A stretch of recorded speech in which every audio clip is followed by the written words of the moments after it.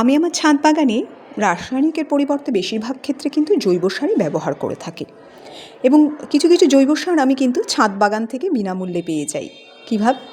এই যে দেখছেন, এগুলো কিন্তু আমার লিভ কম্পোস্ট যেগুলোকে বলা হয়, অর্থাৎ ছাদ যখন আমি ঝাড় দিই যে পাতাগুলো হয় সেগুলোকে আমি ফেলে না দিয়ে বস্তাবন্দি করে 1 বছরের জন্য রেখে দিই এবং তারপরে বর্ষার জল পেয়ে সেই পাতাগুলো কিন্তু আস্তে আস্তে পচতে শুরু করে এবং তারপর সেগুলোকে বস্তা থেকে বার করে ভালো করে সেগুলোকে রোদে শুকিয়ে নিয়ে এইভাবে হাত দিয়ে গুঁড়ো গুঁড়ো করে কিন্তু আমি লিভ কম্পোস্ট বা পাতা পচা সার তৈরি করে ফেলি।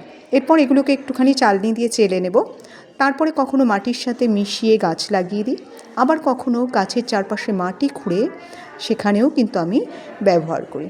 তা বন্ধুরা, আপনারাও কিন্তু এইভাবে জৈব সার ব্যবহার করে গাছ করতে পারেন। ভালো থাকবেন, সুস্থ থাকবেন, পাশে থাকবেন।